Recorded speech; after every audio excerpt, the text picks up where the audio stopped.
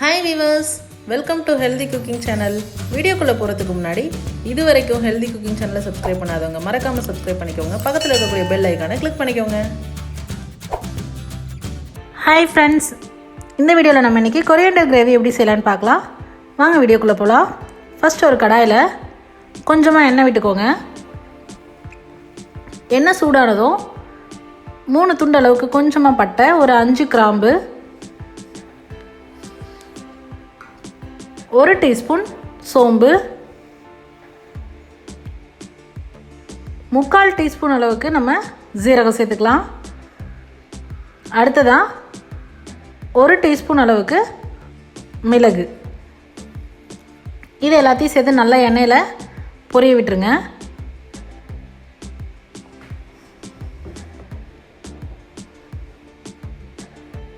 அடுத்ததாக இஞ்சி பாருங்கள், நான் எடுத்துருக்கேன் 2 துண்டு அளவுக்கு. அடுத்தது பூண்டு வந்து ஒரு 10 பல் அளவுக்கு எடுத்துருக்கேன்.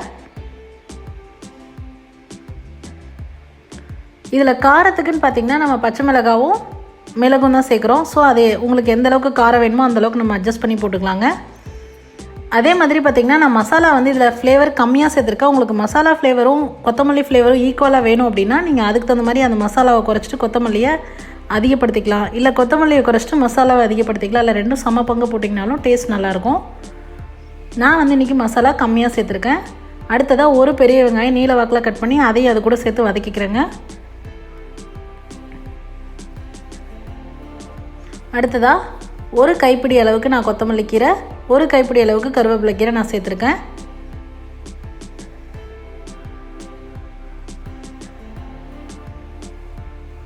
இது எல்லாத்தையும் சேர்த்து அந்த எண்ணெயிலே கொஞ்சம் நல்லா வதக்கிக்கலாங்க. அடுத்ததாக கொஞ்சமாக வறுத்தெடுத்த வேர்க்கடலை தோலை நீக்கிட்டு எடுத்துக்கலாம். ஒரு 2 டேபிள் ஸ்பூன் அளவுக்கு. அதே மாதிரி 2 டேபிள் ஸ்பூன் அளவுக்கு தேங்காய் சேர்த்துக்கலாங்க. இது எல்லாத்தையும் சேர்த்து இன்னொரு தடவை எல்லாத்துக்கூடையும் மிக்ஸ் பண்ணி ஸ்டவ் ஆஃப் பண்ணிடலாம். அடுத்ததாக அதை ஆற விட்டுட்டு மிக்சர் ஜாரில் போட்டு அரைச்சி எடுத்துக்கலாங்க.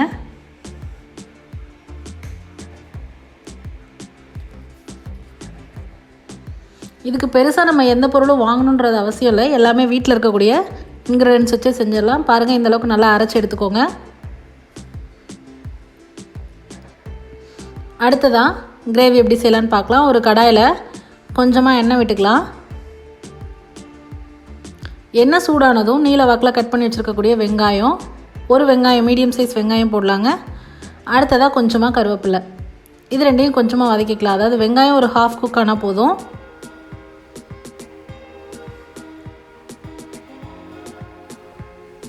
அடுத்ததாக கொத்தமல்லி பொடி 1 டீஸ்பூன் அளவுக்கு சேர்த்து எண்ணெயில் வதக்கி விட்டுடலாம்.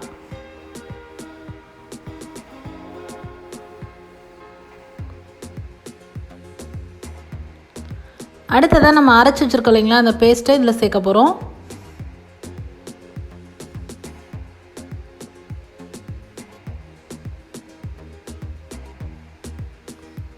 பேஸ்ட்டு சேர்த்த பிறகு நமக்கு எந்த அளவுக்கு தண்ணி வேணுமோ அந்தளவுக்கு நம்ம தண்ணி விட்டு கிரேவியை கொதிக்க விடணுங்க.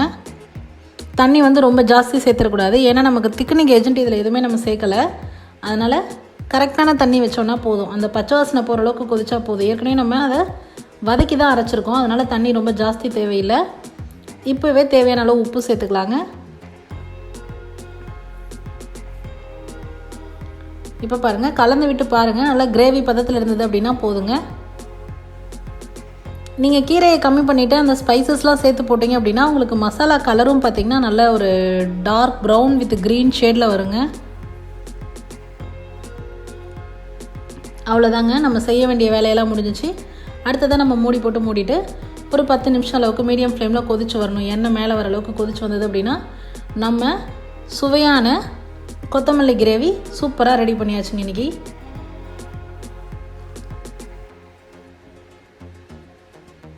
இப்போ நான் இடையில திறந்து காமிச்சிருக்கேன் உங்களுக்கு.